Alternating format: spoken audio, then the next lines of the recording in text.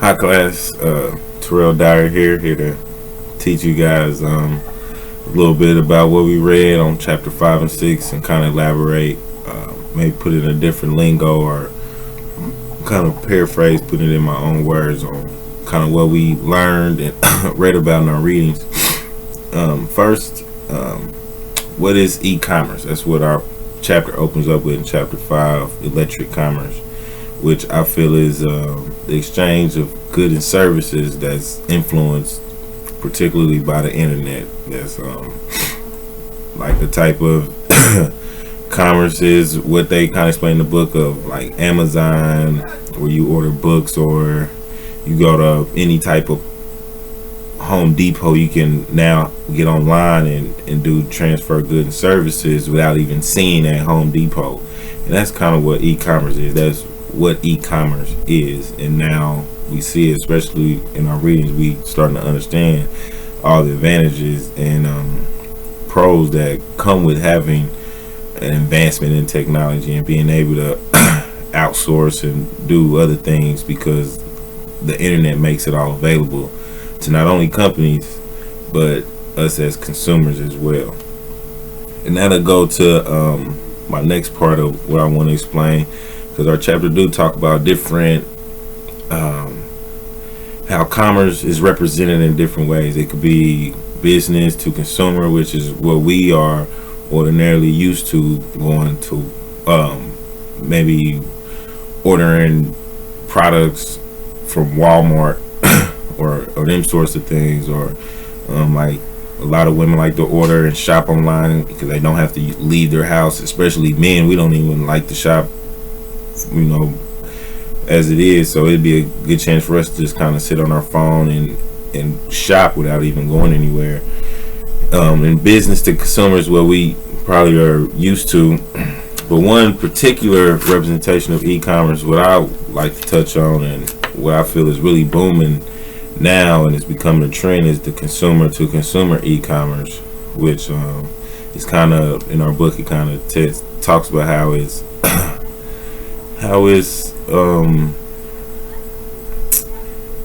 how eBay kind of supports that, and other websites or .coms that kind of support that. Me personally, I use Craigslist as a consumer to consumer e-commerce host, if you want to say, as well as Facebook. I sell my services on Facebook, via Facebook or Craigslist and other places like that. But consumer to consumer basically occurs when an individual sells products to a service to another individual. And I feel like commerce, consumer to consumer e-commerce is building because of the internet and the conveniency I might have for another consumer. And also me being a consumer, I can put myself in the consumer's shoes a lot easier because I'm in it more often than maybe a big time executive who has a secretary who go buys all his stuff. I'm living day by day. I know other consumers might be looking for other things that might be cheaper, they can get to quicker. And now that's why I feel like consumer to consumer e-commerce is empowering, especially for the consumer. It creates us being more knowledgeable with e-commerce, knowing where our money going, how's it going, and that'll lead me to that's kind of chapter 5. Chapter 5 also touches on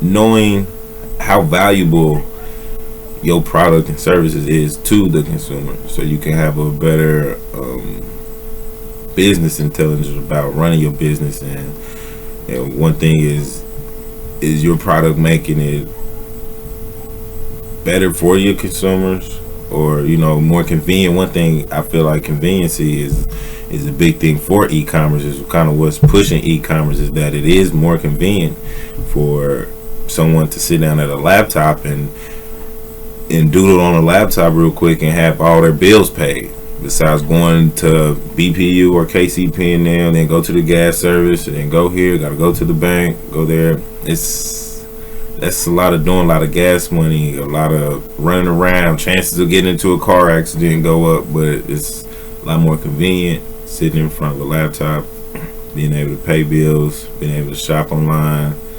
And that right there, I feel like is a driving force behind e-commerce, is the conveniency. I feel like the same way, even though I kind of put this in one of my discussions, as far as we may not be able to physically see or feel the product because we're not there at the store physically. We're exchanging service and goods via internet or e-commerce, you might say.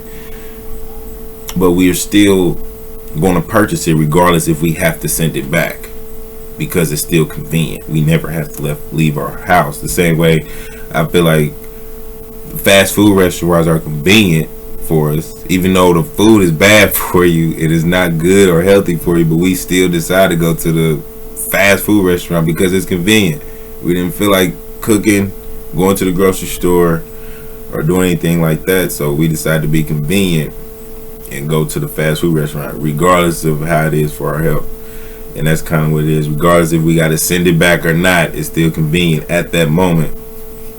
And I kind of feel like businesses and companies kind of prey on our on our short-term thought, as far as our short-term rewards, and that is not having to leave the house and being able to purchase whatever we need online, not having to deal with people, being out in public, starting our cars up, warming them up. Those are the quick, easy rewards that we think of, instead of thinking long-term, saying, hey, I don't want to have to send this back. Let me make sure this is the right size. Let me go physically go see these. But also companies, I feel, are making a better case about it, and trying to have pictures, and they're doing their advertising different to help support, or to help bring up consumers who think like me, saying I would rather physically see my shoes or clothes or jeans before I purchase them. And also I want to touch on chapter 6 a little bit, because they talked about something that kind of caught my eye and something I was thinking about, and that was the system development life cycle, which is planning,